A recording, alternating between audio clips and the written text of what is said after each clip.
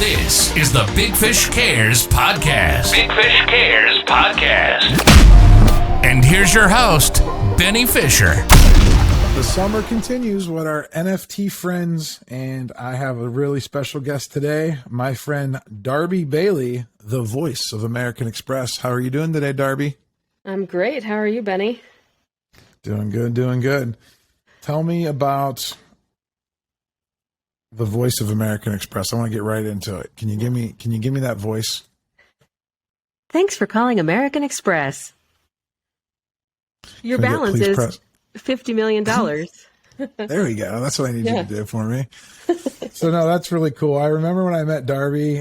She's part of Gary V's V Friends project, the Hangout Hawk, and I just remember her energy, and I remember she's like the female version of me inside the Hangout Hawk. She's very active. She's very vocal. She's very chatty, and we hit it off right off the bat, didn't we?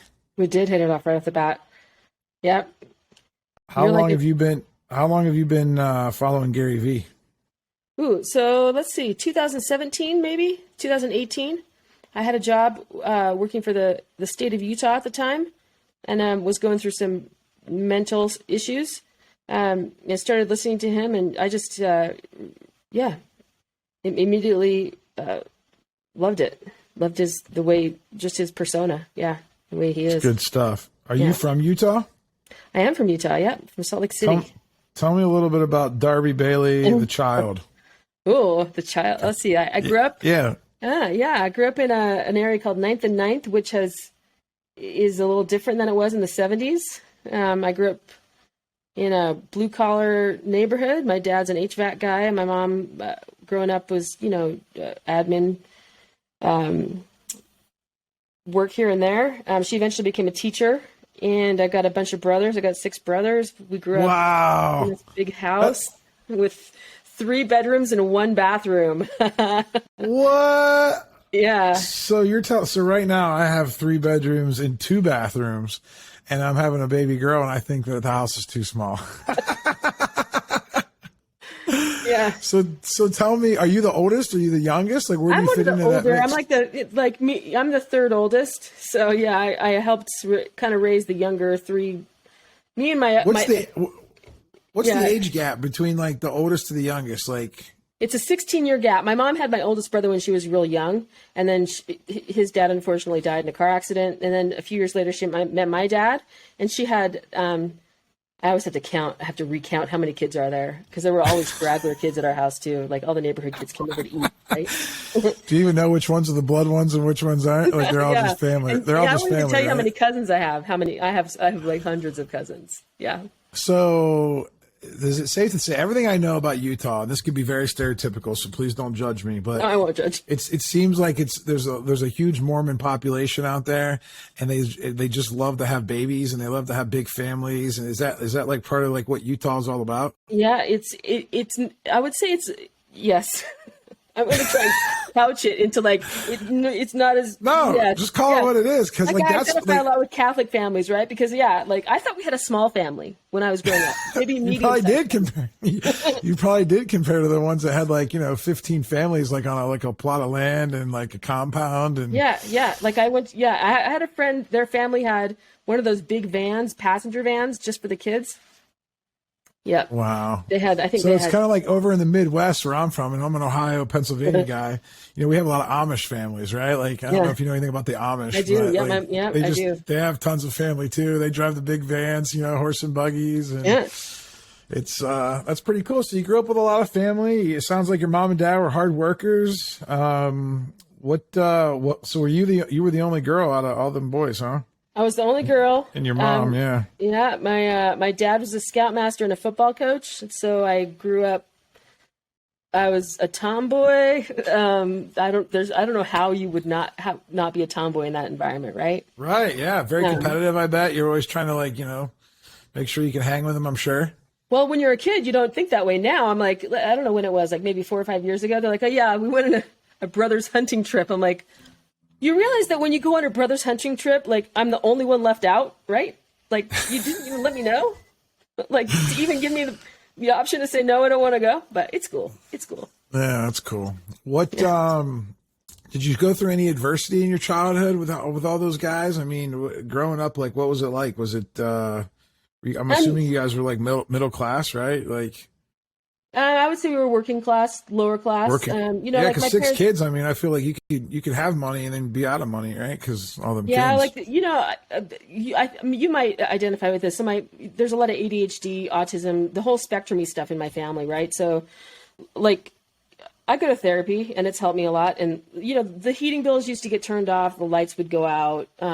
Whether or not that is, I don't blame but my parents work hard. So like whether that was them forgetting to pay the bill or whether it was like they couldn't pay the bill is irrelevant to me. So as a kid, the lights are out, but we always had fun. Like, oh, it's time for candles. Cool. Let's light some stuff on fire. Woohoo. Yeah, you guys had fun with it. Yeah. Well, listen, I'll be the first to admit, I've definitely been in both situations in my life, my adult life. Okay. Not so much anymore with the auto pay. I will tell you, I got that figured out with auto pay. So now I don't forget to pay the bills. But before auto pay, I've been the issue where I didn't have money and I didn't pay the bill. And then I've also been in the position of having money and just not paying the bill and both were pretty much because of my ADHD, I would say. Yeah. It's definitely, I'm glad you brought that up because it's something I haven't talked about on too many podcasts, but I was kind of waiting for this Sorry podcast. if I just outed you. I didn't mean No, to listen, no, everybody knows. I mean, I post it on social every once in a while and sometimes I don't, I get a little bit worried on how to bring it up because I do want to bring awareness to it. Cause it's like one of those, like, I don't know. Is it a condition? Is it a disease or a syndrome? Yeah. I don't know. It's like, like, I don't know. It is what you make of it, right? Like, is it a problem? Right. Yeah. I look at it as a problem. If it's not, then it's not. Yeah. I think it's a superpower. It is a superpower. Yeah. If you can rein it in and understand it and like use it to your advantage, I do think it for some people, it escapes their ability to understand it and be self-aware about it. Right. And that can cause problems that way with a lot of things. Yeah. And like for me, and I think I'm probably a little younger than you, right? I'm 41. So I was born in 81. So by the time I was about 7, 8 years old is when, they started like, the teachers are like, hey, tell my mom, dad, there's something wrong with this kid. He's acting up in school. He's not paying attention. He's a bright kid. He's a smart kid, but like, and he's nice, he's lovable, but like, he's just acting up, Yeah. And everybody just thought I was a bad kid. And, they sent me to get tests and I did a lot of stuff and, I was good at taking tests. So, I passed some of the IQ tests and stuff like that. So then like what happens is if you're intelligent and you have ADHD, I feel like it's a bad thing. Mm-hmm. Like if I'm not as intelligent, then it's like, oh, okay, we're going to work with him. We'll be a little bit more patient with him. But because I was a little bit more on the intelligent side and I could do all the reading, I could do all the stuff. It's like they just said I was being bad. And then back then in the late 80s, they just didn't have a lot of information, I'm assuming. I don't think teachers did it on purpose. I don't think my parents did it on purpose. I just don't think they knew, right? And I'm assuming the same was for you guys, right? So I don't know if this is interesting or not, but here's a distinct memory I have. I'm a little bit older than you, and my younger brothers were getting diagnosed. I'm lucky I went to this private school through elementary school. My dad ended up where he did all their like HVAC stuff for free in exchange for tuition, which I'm very grateful for. So there was a period of time in my childhood where everything was pretty good. But then we ended up going to public school, and my younger brothers kind of happened the same thing happened to them that you're describing. And I remember my mom took us to this county facility, and I was sitting on this couch with the psychologist, whoever the doctor was, with like a baby on my lap. My two other brothers, the ones in question, and they were he was asking them questions. And I remember him asking me like the same questions. And this is my way of coping. And this is how I dealt with that period of my life I was like, there was nothing wrong with me. I'm completely normal because I'm in charge of these little kids. Like I could not and like you, I knew how to answer correctly. I don't know how I knew, right? It's a level of intelligence or just like street smarts or whatever. So I answered correctly to not have anything wrong with me because there's no way I was going to have anything be wrong with me because they were the ones getting in trouble. I wasn't getting in trouble. I'm a girl, right? And if you look at some studies on autism and ADHD for girls, they cope differently and they learn how to be social differently. Like they're quieter, and I was just a classic female in that regard. So from that moment on, I was like, I have to be normal. I have to be normal because I'm in charge and I'm in I had this big sister, like full on big sister. I'm in charge of taking care of these little kids. That maternal instinct came out in you when you were young, you know, and I think that's a special trait that's led you, because I know you're one of the most caring individuals I've ever met. So, thanks. And I think that's a byproduct of probably that at an early age, feeling like not that anybody said, "Oh, here, Darby, take care of all the kids." It's just you took it on yourself to like kind of take extreme ownership of that situation. You also saw that your brothers were going through the testing mill, and you're like, "I don't want to do that." Yeah, like my one brother used to get like paddled at school. Like he used to pee his pants, like pee his pants. He the classic bedwetter, right? Like all that stuff, getting in trouble all the time. Me too. Here, I'll drop it on the podcast for the first time. I forget how many episodes we're in. I wet the bed until I was probably 14 years old. You're just like my brother. Yeah. 14 years old. I couldn't go sleep over at my friend's house. So like, I never could like make those connections that other kids did, because like I was always embarrassed. And a lot of people don't even know this about me. Obviously my family does, but like that was tough, man. Like I couldn't go to like church camp and stay the night. Yeah. I think one year I did, and I remember my mom packing me diapers, and like I was like trying to hide it, and like just, oh man, so childhood. And again, I don't listen. The doctor even tried to give me medication, to take. It didn't work. But all of a sudden, like one day I wake up like 14, 15 years old, never went to bed again. It was the weirdest thing ever. Just like out of the blue, nowhere. And there's kids out there right now and parents out there right now dealing with this, right? Like there are. So it's good to talk about. Like I remember like my mom going through all these dietary changes with my brother. She said she used to get him dressed while he was sleeping, because if she tried to get him dressed while he was awake, it wasn't going to happen. It was just not, he couldn't focus. It was just, she's like, so I would just dress him while he was still sleeping and then wake him up and he was good to go. And he just run off. And for me, I just remember like always having this mentality, and I still have it. And I think this is what makes me like an entrepreneur, is if it's like a little task, it's like, I don't want nothing to do with it. I just want to do the big things. Like, I just want to do like the big things that are going to make an impact.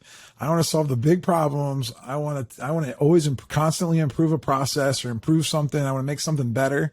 Yep. And I used to get in trouble for that. Like teachers would get mad at me. Like I would try to tell the teachers how I think they should do something different. I would try to tell my mom and dad like how they should do something different.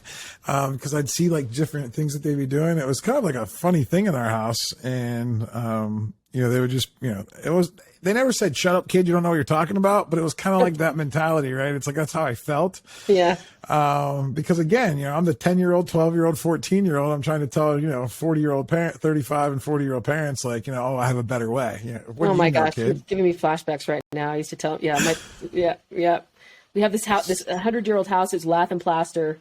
And it was like, there were literal pieces of the walls. Like, I mean, there's 6 boys in this house, right? Like, and everybody's on like hyperactive to some degree. So there's like duct tape. My dad would like duct tape the wall until he could fix it. And I was always telling him like, here, we can move to a new house, trying to fix the problem, constantly trying to present new fixes to the problem. But I was the kid. It's not my job, right? Or I'd make dinner for the whole family. Well, that's what they said. Yeah. Tonight. Yeah. And they didn't have the internet back then. So they didn't have all the, and even if they had time to, they were probably busy working. They probably wouldn't even had time to like research and study. And, the things that I've learned about myself through a lot of self-development, which came from a lot of it is just, being in relationships that would not work. And then, whether that's at work, personal, family, I eventually realized by the time I was like, I don't know, 35, 36, 37, 38 years old, I'm like, well, it must be me. Like it's something's inside of me that like, on the outside at parts, like, I'm the most awesome human and people love me. And then the next minute, doesn't seem like I'm getting that same type of love because, I'll forget to do like little things. My mind will escape me. Mm-hmm. Somebody will be, I know new relationships are always a big thing. Like new relationships, I'm like the best, right? Like I hyper focus and then 6 months go by. It's like, I didn't even know who you were. and it's like, it's not on purpose. I can tell you that it's not on purpose. Yeah. I just think it's something wired in my brain. No, I have one brother in particular who he's the one right next to me. We're like a year and a half apart. There's Irish twins in our family, right? But he and I talk about that specific thing because we're both divorced. we both gone through phases of dating, and he started getting feedback from women about that. They're like, you're like so intense, like it's hyper focused at the beginning of the relationship. And then he'd be like, okay, I got that figured out. And he's off doing his thing. And they're like, what happened? Yeah. Like, what about me? Yeah. They think it's the honeymoon phase, and it's not the honeymoon phase. It's just, you're with somebody that's got ADHD, and when something's new and shiny, they're going to like attack it. Like, and they're going to know everything about it. And the conversations, I remember conversations were so long in the beginning. I could talk to someone for 12 hours in the beginning. And then, after I get to know them and we get all that time in, I always say the beginning of my relationships, again, whether it's a girlfriend, whether it's somebody at work, whether it's, a friend, that first phase, I know we talk so much that we get like 5 years worth of content in like 3 months. So then like, there's nothing else to talk about. And then people are like, I don't know. And then the people on the other side, they're like, they love it because everybody wants to feel that special, right? Everybody wants to somebody that, and then all of a sudden it like just drops off like a cliff. And then they're like, what the heck happened to him? Oh, he doesn't care about me anymore. No, it's not that. It's off. I still care. Like I just need a system. I need a better system. I got to not go so hard at first, What is your experiences with like that? Are you like compared to your brothers and things like that? Is it different? It is different. I think like for me, there's two things and I'm still figuring this out right now. Right. So like, I'm in grad school and I have compartmentalized my life, and I've had some domestic violence in my dating life in the past like 10 years. So I pretty much I was like, I'm not dating anymore. I'm just going to compartmentalize that away and out of my life. It's not even an option. So I'm realizing right now as we're talking, as I've done therapy, like I'm codependent. I go to Al-Anon, right? So I do the same thing. I hyper-focus at the beginning of a relationship, which I don't think is necessarily the what do I want to say? The not female appropriate thing to do, but like if the man were to be chasing, right, then it's like, okay, that kind of works. But for women, me making myself available in that way, like to get to know somebody, combined with that overdeveloped maternal instinct, I tend, or historically I've found people who want to take advantage of that. So I'm learning that right now. So I'm practicing, and the Hawks actually have helped me a ton, and you've helped me a ton with this. Being conscious of, being self-aware of how I'm feeling when I'm interacting with men, to kind of level up to a place where I'm not letting myself do that anymore.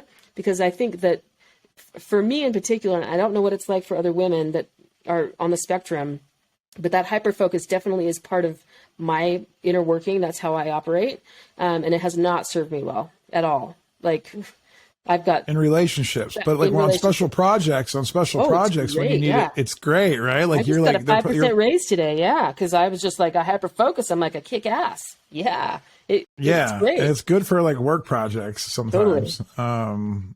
Yeah, and it's even good for like even home projects. It's just not good for relationships. And I'm really sorry to hear that you've had a battle with domestic violence. I know we've talked about that before in our Hawk group, which, the Hawk group, for a lot of people that don't know, there's 125 of us that join this, bigger community of 10,000 people.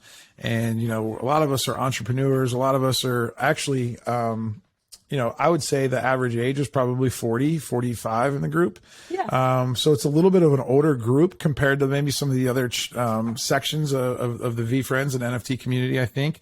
But which is cool is we got a lot of life experience. And we're able at the point in our life. And I feel like all of us have done some type of soul searching to a degree, and some type of therapy to really understand like who we are. And it's cool because now we can share those experiences, privately in our group with people that we trust. And it's really helped me too as well. What's your experience been like?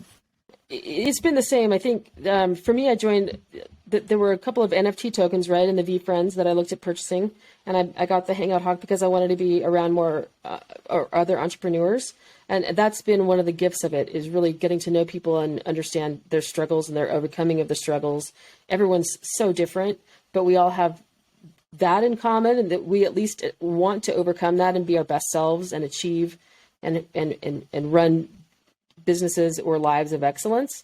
And it's been really great to be around people where I can talk about that and not be discounted and I can still be crazy a little bit as we struggle. Like I call it falling forward, or just like, I just bark out words sometimes. I'm like, oh my gosh. Yeah. But you got to practice new behaviors. Otherwise you're never going to be able to do them. Right. And sometimes it's clumsy. That is so true. That is so true. What, so out of school, like when you got out of school, did you go to college right away? So I wanted to be a movie star. That was pretty much it. I'm going to be rich and famous and be a movie star. I have an aunt who lived in New York, was on the cover of magazines in the 40s. She was an actress. Oh. So I was like, she's also the only girl of like all these boys. So I looked up to her a lot. That's cool. Everybody needs a role model. Yeah. Yeah. I went to a junior college and got my associate's degree. I clept out of 1 year and I got my degree so I knew I'd be a horrible waitress because I'm clumsy. So, so I was like, I'll be an admin assistant. I can be a temp office worker, and that'll be my day job while I'm acting. And then I moved to Hollywood and lived on my friend's couch for a summer until I ran out of money. And then so you're like that story. So you had that story, because there's a lot of people that have that story when they go to Hollywood. There's a whole bunch of mini stories inside that story too. Yeah. Ooh, okay, so that's probably another episode. Yeah. That was during like hairband days, man. That was a fun time. Sunset Strip and like, yeah. So what'd you do like after, like, when did you realize, how long did you try the whole Hollywood acting, living on a couch trip before you decided to move back home? Yeah. So, I moved back home. I will say that I was a DJ in junior college. I did both I was the program manager for the college station. I was also the weekend graveyard shift DJ. It was a small junior college in St. George, Utah. So I went back to the University of Utah and to get my degree and in communications, and I was going to do radio. I was a news anchor for the college news station at the University of Utah. Let's hear the opening. I don't even remember. Thanks for. Well, my thing was like, oh, what's the temperature right now? It's 70 degrees outside. It's 3 in the morning. It's great. Yeah, you have a good female radio voice. Yeah, I could do radio. I think you and Sal DeGuardia doing like some stuff on crypto radio or something.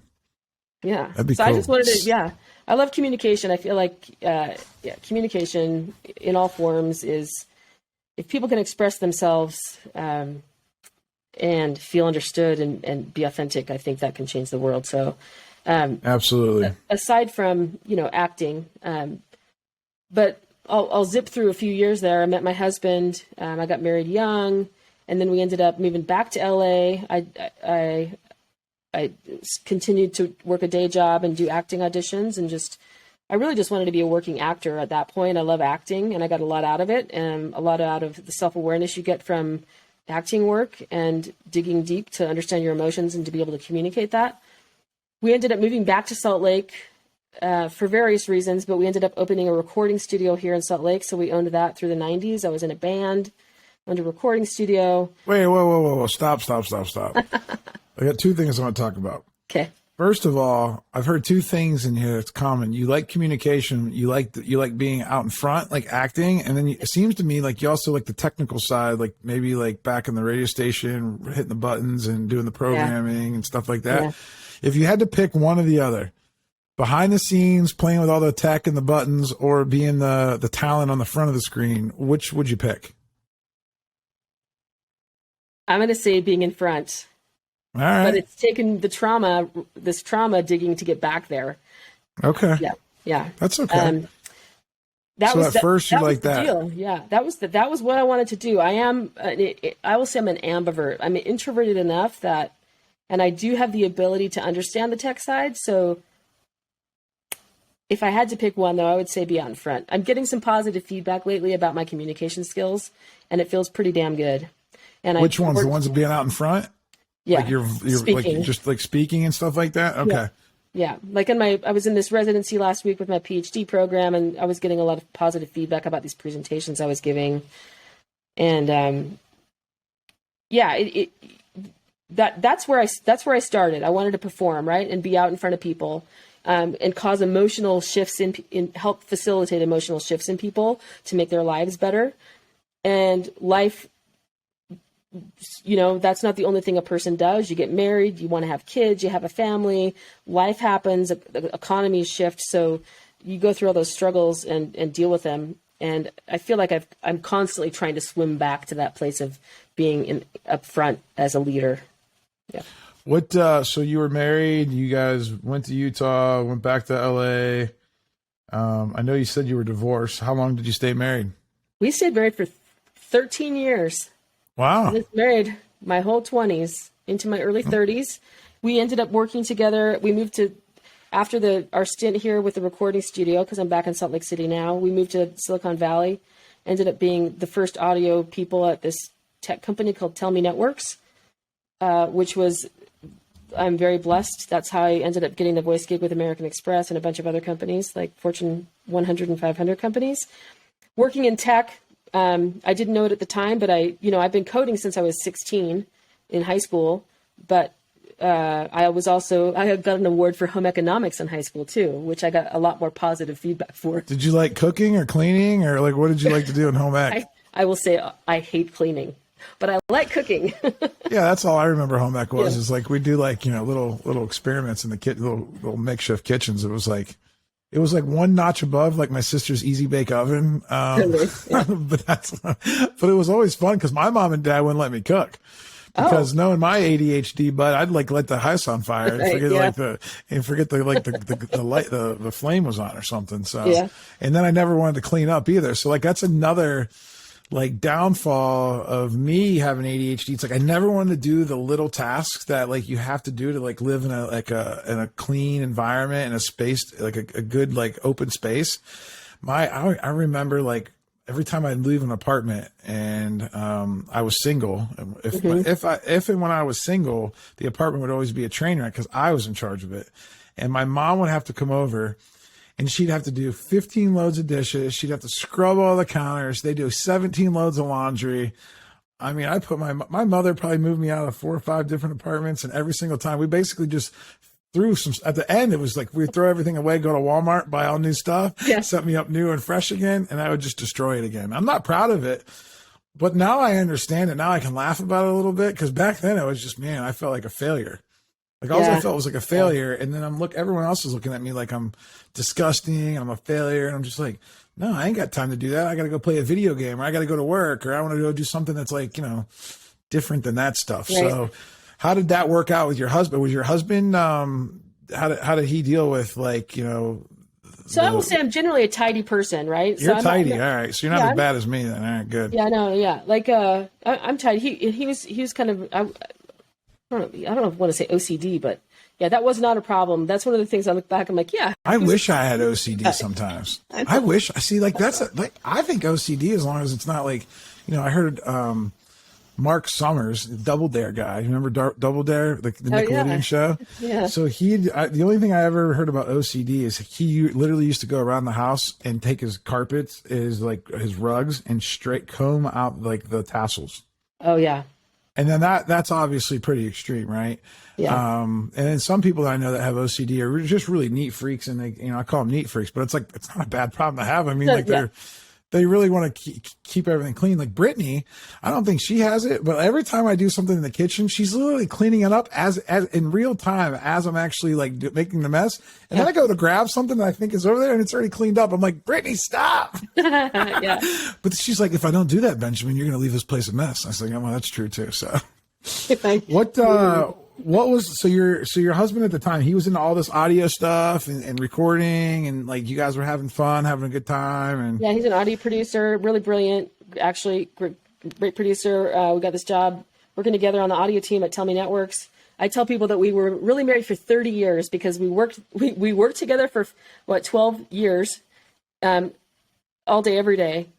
From owning our own business together to working on the same audio team at this company together and commuting together. So we had 30 years of time together. Yeah, that's like 3 times as much time as everybody else. Yeah. Absolutely. And then I ended up, I did have one conscious moment at that company. So I got, interviewed by CBS This Morning. We were one of the leader. We were the leader in the space. I worked with a lot of brilliant people from like the MIT Media Lab, Harvard, crazy like people that I cannot I'm so blessed to like have worked in that environment with them to learn new ways of working, to achieve levels of success that I, not in Hollywood, right? Not Hollywood success, but it's like amazing success. People who had started Netscape, anyway, it was crazy. But I remember having this conscious thought in my head, like when I'm famous or when I'm rich, I'm going to be happy. And I remember the moment when I realized at that job that I am famous. I was like, my childhood self, right? The self that, like, Inside Edition called my parents and they wanted to get dirt on me because at that time they were laying off thousands of AT&T call center operators. And I was like, I'm no happier now than I was before. And I was making six figures, like, entry level six figures. I'm like, I'm no happier now than I was before from either of those things. And that's kind of when I started to have this shift of what do I really want to be doing, because I'm not happier. It doesn't solve anything. It doesn't change me as a person.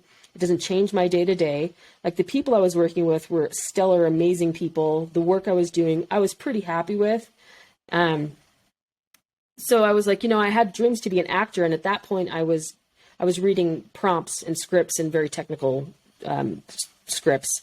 So I was like, I want one more shot at doing the acting thing in Hollywood and LA and, like, theater, stage, music, all of it.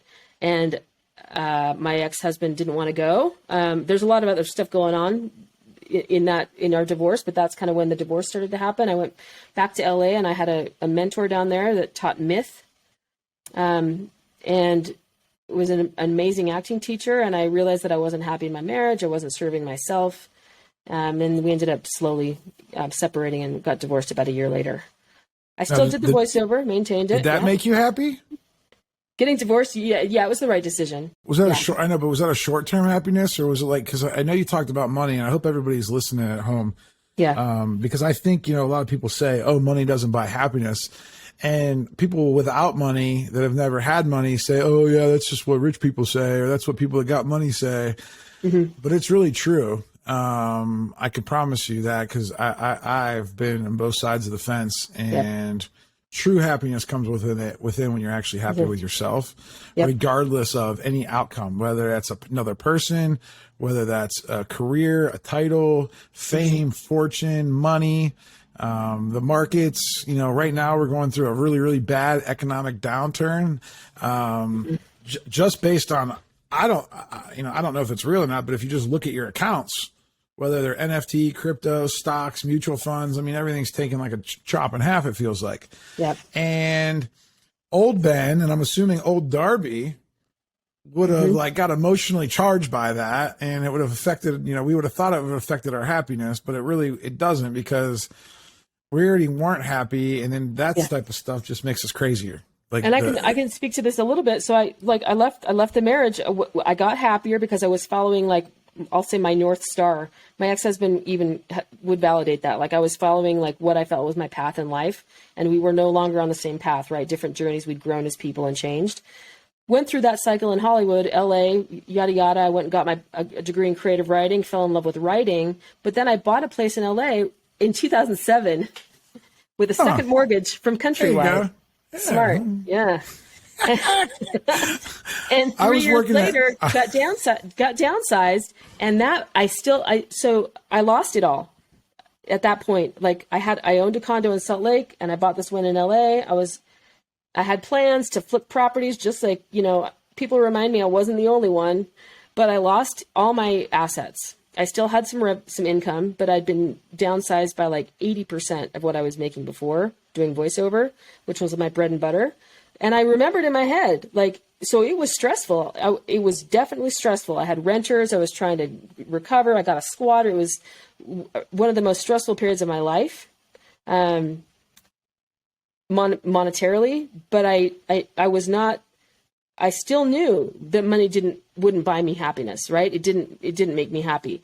At that point, I feel like living with, like, the repercussions of trying to gain. They were just assets to me. It was an asset play. Like, well, I've got to either short sell. What am I going to do? Foreclose.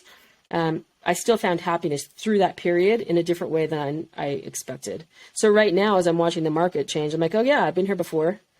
Am I happy? Yeah, I'm happy. It's good. Like, yeah. Now it's time to work harder, basically. Yeah, I totally agree. And I'm happier than I ever have been. That's awesome. But I'm not on paper, as financially as good as I was, like, even a year ago. guess what? Yep. It Same. doesn't matter because I'm not tied to that anymore. And because of that, it's like when everyone says, oh, we're going through a depression or we're going through a recession or whatever they want to use. I think someone told me depression today. I was just like, what? I said, we are not depressed. I said, we're in America.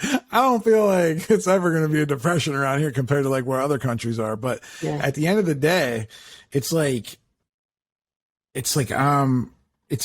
you're like in your own economy, like your own, like almost like mental and spiritual economy that you can kind of control, because you can control that economy. You can't control what other markets are doing, what other businesses are doing, what, your neighbors are doing, but you can control your feelings. And I think it all starts with gratitude. And I think gratitude, I don't know. I mean, gratitude's really helped me improve my life. And, I went to a Tony Robbins event called Unleash the Power Within last year. And I've always heard people talk about gratitude. I know Gary talks about gratitude a lot, but I never really understood what gratitude was until I had 4 days of Tony Robbins. Yeah, Tony Robbins is amazing. And then I found out what gratitude was. And it was like, okay, because he made me sit still. He made me experience it. He also then made me experience some pain. He actually went through an exercise where, like, you go real dark and deep. Yeah. And then, but because of the gratitude that he trained you on how to do and try to how to feel, like during like meditation and stuff like that, it was pretty powerful stuff. So I'm definitely I'm more of a believer in like just taking 15-20 minutes out of your day to just think about, like, first of all, 3 things in the past, that really, really made you feel special. 3 things that you're doing now that make you feel special, and 3 things in the future that are going to happen. It's good. And how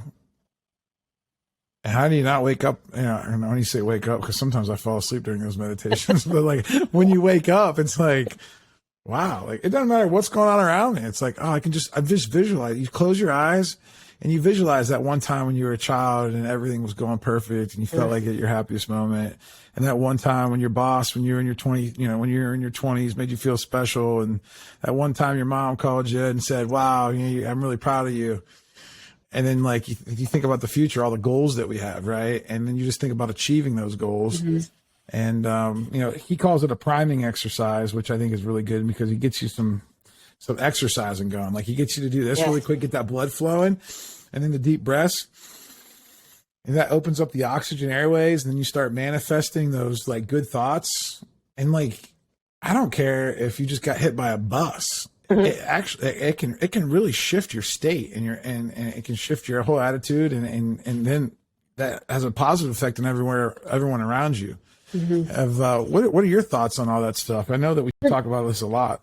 Yeah, that I'm all in on Gary's 12.5 as a mode of teaching people ways of directly applying gratitude and other things to their lives. For me, authenticity is something that this mentor that I had in LA taught with a full belief that if we can be our authentic selves, and I know what bothers me, and he related it to junior high kids, right? If you're the bully, if we can teach kids to be self-aware about their emotions and have self-awareness, they can maybe not be the bully, and they can like connect with another person at a dark level, at a deeper level, and see their shadow selves, right? And interact with each other.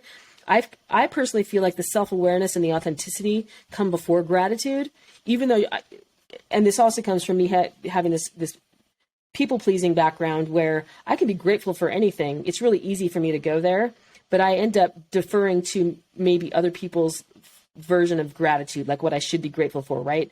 A dominant religion or a dominant man or whatever, a dominant idea, I can be grateful for it. So for me, practicing self-awareness to know what I really like and what I really want, to be authentic to myself and authentic for the things I'm really grateful for, makes a bigger difference for me than my past attempts at focusing on gratitude, like a list of gratitude, 10 items, 3 items here and there. So I feel like if I had to choose one, gratitude would probably be it. But I do think that self-awareness and authenticity make it more powerful and make it more personal and allow people to really speak to why they're grateful. Yeah. I totally agree. And I totally, I think it adds like an exponential firepower to it. I think that's what actually unleash, the beast inside of you when you feel like that you can just be yourself finally, and you're not worried about like what your parents think and what your friends think and what your spouse thinks and what your coworkers think and what your friends think. And you can literally just go out and be be your best self, doing what you love to do, especially in this day and age when literally you can go do anything. I mean, there's nothing that you can't do in this world. Yeah. I mean, like, we're in a day and age where it's never been easy. I mean, look at me and you. We're virtual right now. You're in Utah. I'm in Pittsburgh. We got I got my cool sound equipment. We're doing a podcast. Lucky. Yeah, totally. Yeah. Well, like, we're like having a ball doing this. I mean, this is like, you wanted to be on a show, radio, like, we're doing radio, baby. Doing it. Like, this is good. Like, and it's fun, and it's, it's no one's stopping us, and we're just being, and I love it. I think that I can definitely tell that you love it. So let's talk really quick. I know you mentioned something I want to bring up, because I know there's some people out there that are listening that are probably hurting. I know you said you struggled with domestic violence, and you were part of that for 10 years. Mm-hmm. What can you share to the women out there, and maybe even some men? Obviously we watched the I don't know, what was that actor, Johnny Depp? I don't know if that's real or not. But let's talk about, like, the real people, like me and you, right? Like, let's talk about you. Domestic violence. I mean, talk to the women out there, talk to the men out there about how did it happen? How does people get into that situation? No one wants to go into that situation. I don't think either person. I would hope not. What causes that? How do you get out of that? And what are some tips and tricks to overcome it? So I'll talk a little bit about, and I'm going to out myself for having gone to Al-Anon. It's an anonymous program, but I'll just state that it helped me. So I will say my marriage was not, like, there was some emotional stuff going on there. It was not like a physically violent situation. I do come from a childhood where there was, my grandfather was an alcoholic and abusive. And so there were some behaviors, maybe some violent tendencies. And it could also be I was around 6 brothers, right? We threw knives at each other. So I was part of that. But take that to my marriage, and the marriage was, I would say maybe dismissive, but I was also codependent. Like, I'd been raised to, like, behave. When I left that marriage, I actually had a great boyfriend. We were friends, and it went really well. But then I was getting to, like, my late 30s, and I was really hyper focusing on, like, I really wanted a family. I really wanted a husband. And I think I let that drive me. And I was making these arbitrary decisions. I met a guy that I'd known him for 10 years. I'd worked with him, and we hit it off. He had been divorced. And I was like, you know what? I've never lived with anybody other than my husband. And I was like, let's just do it. We're going to live together, right? Let's go for it. I thought knowing him and having worked with him for 10 years was like the decision to make the decision that I'd known him. It didn't take very long. He'd moved in within one day, and his ex-wife called me and started telling me these horror stories. He stopped working. He would disappear for days. I found out about drug use. At that point, I was, like, presented with this. He had a daughter that was living with us, was starting to live with us part time. He moved into my place. At that point, I was consciously struggling with the cognitive dissonance of my situation. I knew there was something wrong, but I didn't know how to fix it. I knew that from my background in 12 steps in Al-Anon, it was likely something I could not fix. So I tried to detach and use all the tools that I had at my disposal. But the honest truth is that he had some behaviors with this child in my house that I did not approve of. Just verbal, like, stuff that I was like, this isn't cool, dude. And then one night he grabbed me, and I was like, I know where this is going. And I'd unfortunately about a year before had a friend from high school that got murdered by her boyfriend in a domestic fight. And so I had that vision in my head, and I was like, this is going downhill fast. So I was like, I'm done. I got to get out of this. But by that point, like, I had emotional attachments, right? Like, I was in the relationship with the person. I was using them as, like, a daily contact, like all the things you do in a relationship that you might look at as this is me compartmentalizing, like, we would go to dinner on Thursday. It was fun. I had partnership, and I had a relationship. I had attached to his daughter. I thought she was adorable. I would buy her gifts, all those types of things. But at the same time, there's this other stuff happening that they're not taking responsibility for. They're verbally manipulating people, blaming other people. I found out he had warrants out for his arrest. The more I started digging, the worse it got. And then his mom reached out to me and asked if he was being physically violent with me. And I'm like, oh my gosh, this is not, so what? That's a pattern that I didn't know about. So ended that. And then he stalked me for a little bit. So I changed my locks. I kept getting calls from his ex-wife. They started dating again, and he ended up in jail. I had extracted myself from the relationship by that point, but I was still, that was the worst relationship I've ever had. That was worse than my marriage. Like, wow. But I. So how did you deal? Yeah. How did you, so after it was all over, like, what was the steps to kind of come to grips with it, analyze it, figure it out, and then figure out, like, how to either prevent that from happening in the future? Is there any tips or tricks that women currently in that situation should do? What do you know about it now, looking back? Yeah. So I'm still in it. I'll say I have some PTSD, some CPTSD from my childhood. There's what's CTPSD? It's complex post-traumatic stress disorder. It usually comes from either childhood or cycles of trauma, right? Like gotcha. So not just like a one-time thing. Layers, yeah.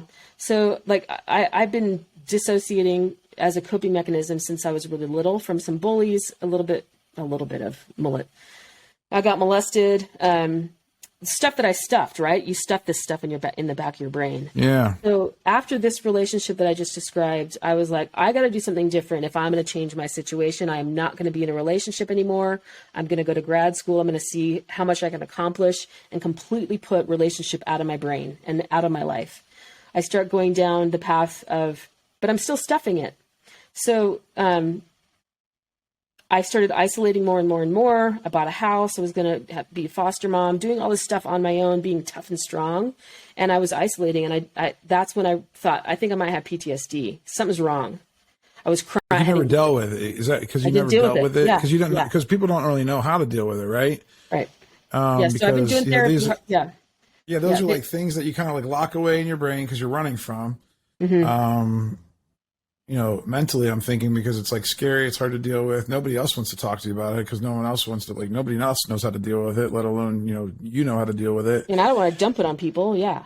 Yeah. Well, yeah. And again, even if you do, it's like, what are they, are they skilled actually enough to be able to like walk you through like how to do it? Like, have you been, how does therapy work? Like, does therapy, how long does it take can you ever overcome it, or do you just learn how to manage it?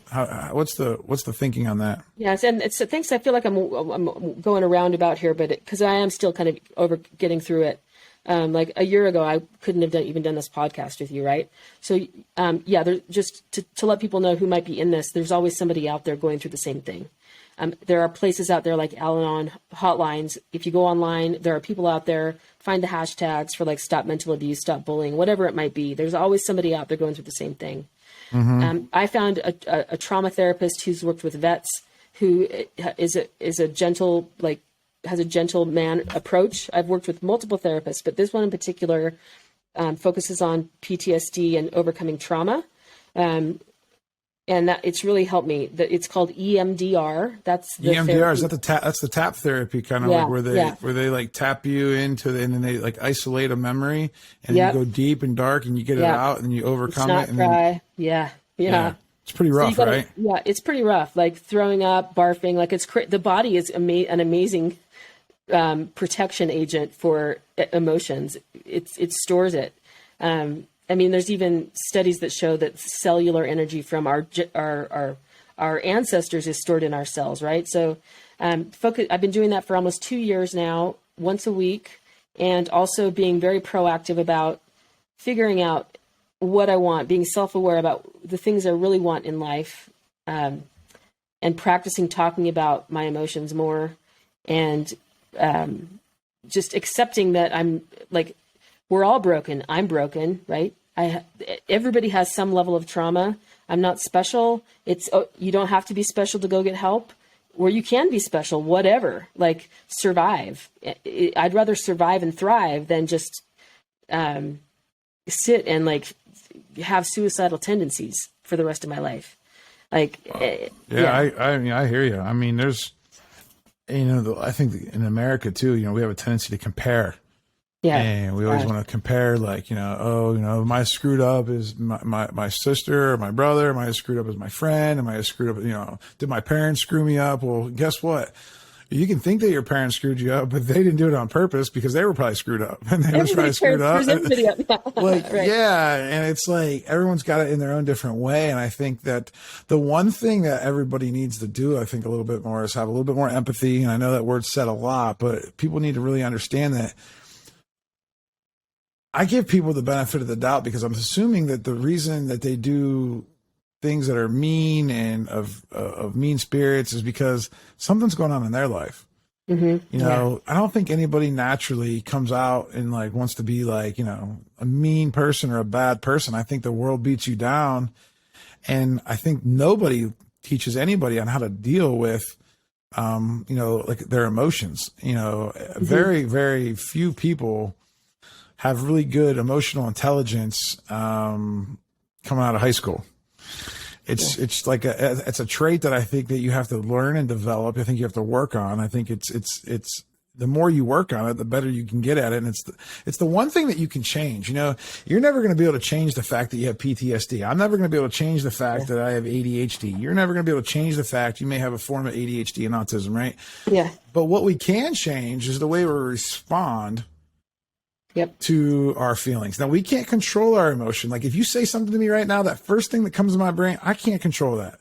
That's my body reacting to what you said. Mm-hmm. But what I can do is I can pause. Okay. I can pause and then I can program myself on how to respond after the pause. What most people do is they fail to pause and they don't know the right skills. I don't feel like, because I didn't know these either. I mean, I'm still learning them. I'm in therapy twice a week for like the last 2 years. And it's really helped me move the needle forward in my life, not only just with my personal relationships, but with relationships at work, with relationships everywhere in life. It's how you respond to those issues. And again, not perfect. I mean, there's still times when I want to just blurt something out. Right. Yeah. And sometimes when I get excited, it's usually on the happy side of things. Sometimes nowadays, it's not usually on the mad side, because on the mad side, I'm getting really good. Sometimes I still got to control like the extrovert happy side of me. But I think it's been really good, Darby, to have this conversation, at least get the can open for, other people that are listening, to just regular people like me and you. Cause that's all we are, we're famous in our own right. You know what I mean? Like, you're famous, I'm famous in our own right, in our own little circles. In certain circles, at the end of the day, we're like one of 7 billion people, you know what I mean? Like but what's Gary say? 400 trillion to 1, was our odds. I know, we're miracles, of being here, because it is. So let's shift gears real quick. Tell me about this NFT project that you've been working on. We don't have that much time left, so I just keep it a high level. Give our audience members something to kind of think about. Because when they talk about this stuff in a year or two, like whenever it actually like becomes more mainstream, they're going to look back to this episode and be like, oh, I remember that conversation Benny and Darby had, and Darby was doing what? What are you doing, Darby? So I'm a proponent of decentralization and giving economic power back to the people. And my specialty from Web 2, Web 1 from my past is voice. So I'm working on a voice NFT where people can own their own voice on the blockchain, whatever that looks like at launch. We're talking about right now, but as a voiceover actor and as a podcast host and former DJ, being able to own your voice in the same way people talk about owning their music licensing on an NFT or their art on an NFT, I'm focusing on voice. And I'm going to try to translate what I think this means, and correct me if I'm wrong. So you're going to be able to record my voice through a bunch of samples and a bunch of things like that. And then technically, if I wanted to license out my voice, or I wanted to use I could program what I want to type in. I could type in whatever I want to say, and then you don't even actually need me to actually do the voice anymore, right? The computer can just say whatever I want to say in my voice, right? We can build you a synthetic voice, and you can have it on chain and run with it. And and the idealistic view would be that, I'm a person and I want to go to these different metaverse lands. I want to go play in Meta or Facebook, right? Or I want to go over to Roblox and I want to go to Minecraft, and I go into Benny's house, and in all those places, you've got your little avatar there with your voice authenticated, ready for anybody that wants to interact with you. Do I have to be there live and in person, or can I just program the bot? Yes or no? Basically, I can program. So that means I can be in 10 places at once, then, right? Yeah. So it's an ADHD dream, dude. How it is. Is that why most of us in the space? I feel like when I went to VCon, did you not feel like most of us have ADHD? I think a little bit, yes. I think so too. Do you think that that's a common trait? I think of entrepreneurs in general. I would agree. Yeah, I would agree. I mean, I've been meeting a lot of entrepreneurs, and some of them, the problem is some of them aren't as aware, I think. Mm-hmm. And because I've been doing all this heavy research on myself, trying to figure out who I am, figuring out my strength finders, my DISC, my EQ score, my love languages, my Enneagram, I've been through all that stuff, right? Know it all. Uh-huh. Lots of therapy. And it's I'm starting to feel really good about myself because now I know who I am finally, and I can be confident in it.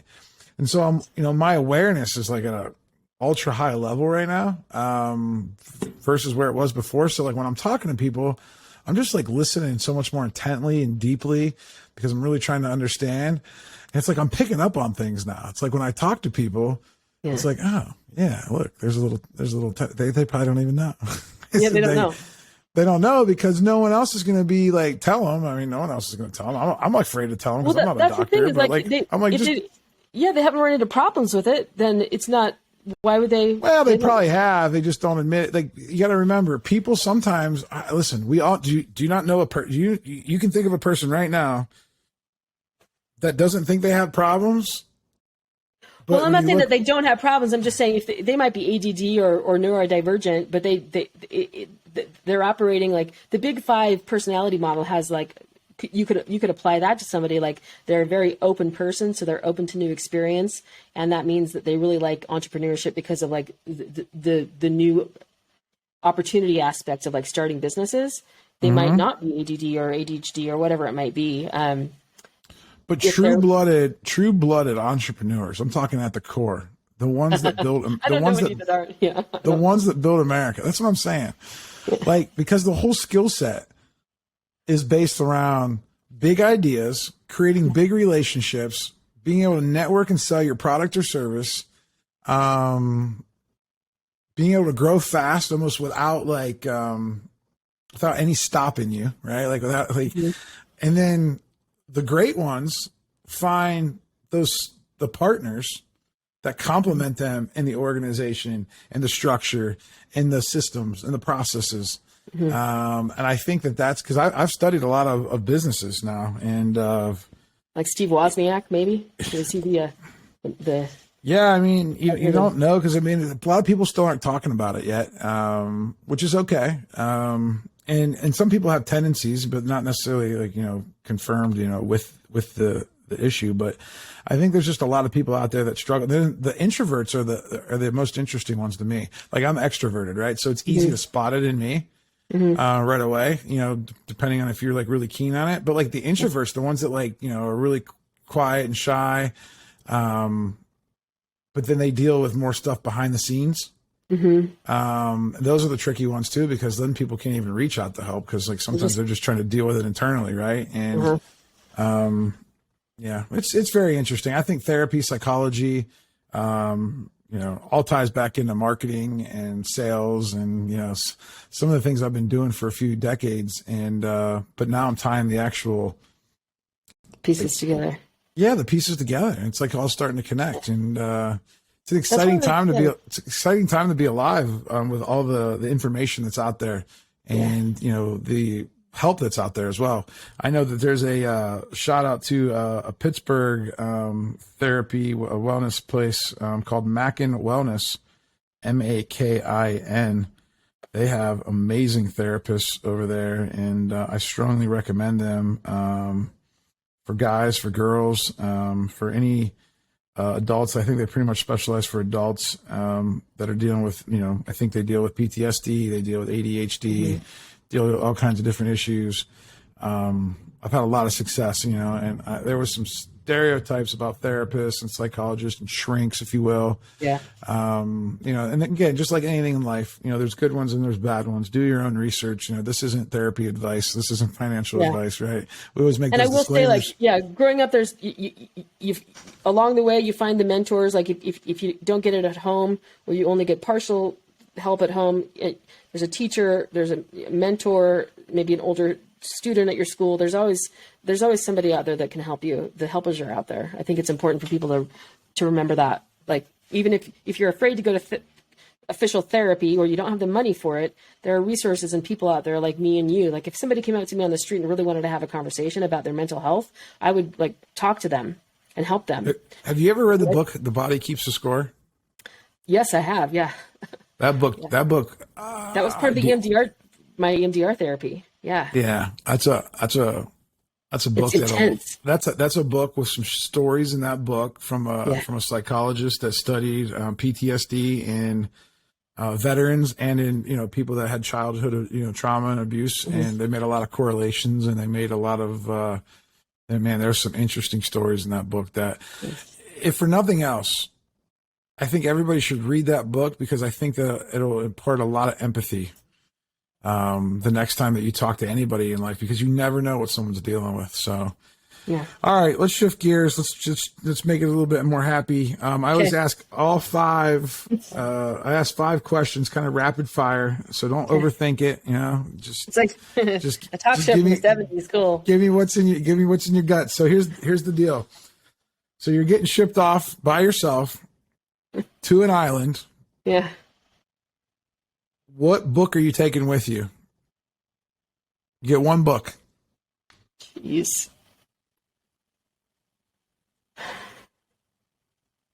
Wow, that's really hard. She's The Hero's Journey right now. by Joseph Campbell. What was it called? The Hero's Journey by Joseph Campbell. It's pretty nerdy, but I think that could keep me entertained over and over again. Over and over again. All right, what movie are you taking with you? Out of Africa. It's my favorite movie. All right. It's slow and long. Yeah, that was made in the 80s, right? Yeah, it's got Robert Redford. Lots of animals.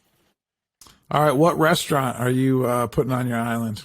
What's restaurant? Your favorite place? Yeah, it could be famous. Ooh. It could be in your back town. It could be a hillbilly bar. It could be your backyard. There's a little cafe I went to once in France that had steak in frites, and they made their own creme brulee, like broiled in the oven. I would take that. Do you know the name of it? I don't. This was a long time ago. It was the one time in my life that I've had this visceral experience with food. That's the only one I can think of right now. So I'll tell you here. So if you can't think of it, here's a good substitute. The next time you're in Vegas, go to Mona Gabi. Okay. They have a steak frites, and it's a French restaurant, and it's at Paris, and it's across the street from the Bellagio fountains. It's one of my favorite lunch spots ever in Vegas because it's just really good. Nice. So that's awesome. All right. So you're allowed to take one trip. So where do you go? The exosphere with Elon Musk. The exosphere. I want to see the Earth from outer space. The exosphere. You would say that. I'm 25 episodes in, I think. Darby Bailey. I love you. The exosphere. I'm like, all right. And then you're allowed to spend 24 hours with one person. Who would that person be? Gary V. There you go. Gary V. But are you going to stand in line for 4 hours? What? Huh? Are you going to stand in line for 4 hours? I didn't stand in line, no. I know, I'm just kidding. Because like at VCon, people were standing in line for 2, 3, 4 hours to get a picture with him or get his autograph. And I was like, man, this is where the buddy system would come and play. We're like, hey, you got a buddy, you wait in line here, and then I'm going to go out and mess around, and I'm going to come back and cut back in line. Totally, yeah. Or I'm going to figure out a way to see him outside of the line and just kind of get my picture with them anyway. So, which was my strategy at VCon. Real quick to close the podcast out. Tell me in 5 minutes what VCon meant to you, how the experience was, anything you want to share. Yeah, VCon was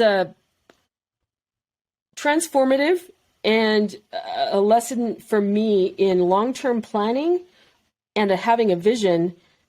I had talked to D-Rock at some point in the past year, and he said to me that they literally started planning it when he started drawing the drawings for the VCon characters a few months before May of 2021, and that they had planned that entire thing over a year. So being involved in the whole process, being a hawk, being very active in the VCon or the VFriends family, watching the execution happen and being there in person and seeing how people actually apply the 12 and a half steps, particularly kindness, was amazing. I'm an introvert enough that I was soaking it in most of the time. It was a little bit overwhelming because there was so much energy, but it was all positive energy. Watching people be so excited about their journey along this process and feeling like they're a part of it, and the focus on positivity was just unbelievable. And it was in a stadium. I mean, the whole thing, it was just like a spectacle, which was, it was a spectacle. It was amazing. And being in Minneapolis in a really cool American city I haven't been to before, where we're coming out of COVID and people were not only excited for VCon, but I felt like there was a lot of positive energy. People want to get out. They want to socialize. We had that night before VCon, we were all outside. People were doing interactive paint exhibits. There was wine, there was beer, there were lots of cameras everywhere. Like, you were there filming with your guys, and it was a lesson in execution and positivity. It was so cool. I can't wait for the second one, the third one, the fourth one, and on and on and on and on. Well, I really appreciate being here today. I really think that hopefully we've inspired some people to take action and examine themselves and take a look at their personal life and figure out who they are and be okay with who they are and trust your gut. I take a line from my one of the guys that I read about a lot in Traction, Gino Wickman. He always says, "Let your freak flag high." And it's like just be yourself, be authentic, and then have gratitude, like you said, and then have empathy for others. And I feel like with those steps in a row, being authentic, having gratitude, and then having empathy, I feel like, if you can put patience at the end of that, that's fine. But like people like us, we don't have patience, do we?